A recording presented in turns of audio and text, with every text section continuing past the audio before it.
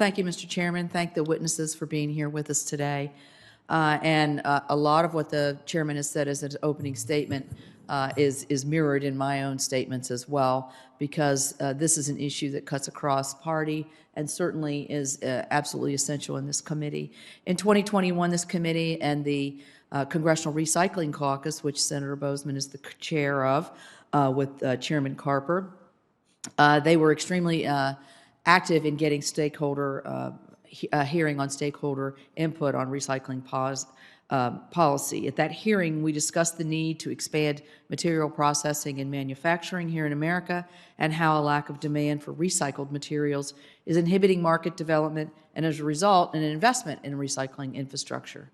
The week before that committee hearing, Chairman Carper and I co-hosted a roundtable called Leadership in Recycling, Sustainable Practices and Innovative Technologies, where we had the opportunity to learn about some of the technological advancements in the recycling sector directly from our industry leaders.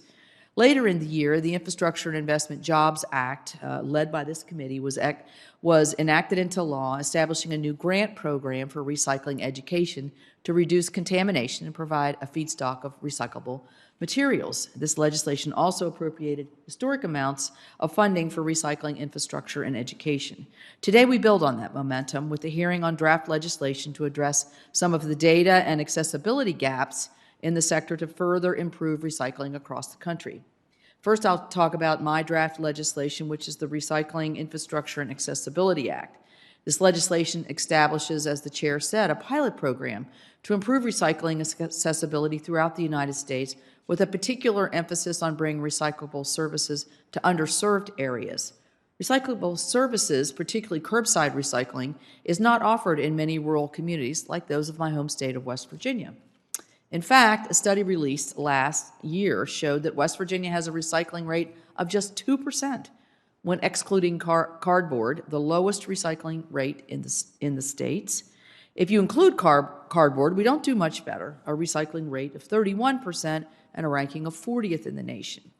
According to the most recent recycling survey by the Department of Environmental Protection in West Virginia, of the 50 county regional solid waste authorities, only 35 provide recycling services, and 5 work closely with local recyclers or municipalities to make sure that residents have recycling options.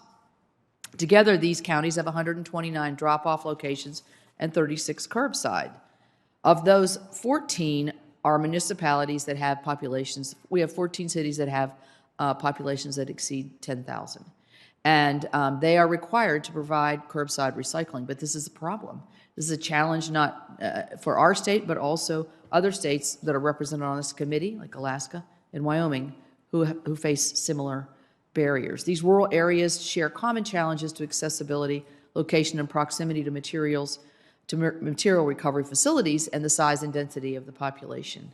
This leads to low processing yields and high collection and transportation costs, leaving materials recovery facilities struggling to operate at a profit. According to an opinion piece on Waste Dive, something I read every day, that was a little tongue-in-cheek there, a news outlet covering the industry, quote, "It is not uncommon for a small town to put out a request for a proposal asking waste companies to bid on recycling opportunities and to not receive any bids back due to the lack of perceived profitability. This pilot program established would provide resources to increase collection and transportation of recyclabilities through investments to transfer stations, for example, providing access in those areas where a materials recovery facility may not be able to operate at a profit. Secondly, Senator Carper, Senator Boozman, and I have collaborated on a draft bill, the Recycling and Composting Accountability Act. This bill requires EPA to collect and distribute data on recycling and composting across the country to provide an accurate reflection of the performance both nationwide and statewide. This is information that's critical for us to be able to evaluate how we can improve and how to best inform future recycling policies. Recycling is a win-win solution, as the chairman says, for our environment and our economy. In this political climate, it is critical that we remember there's a lot we agree on, and we need to be diligent in identifying and pursuing those bipartisan opportunities to improve the future, and that's what we're doing here today.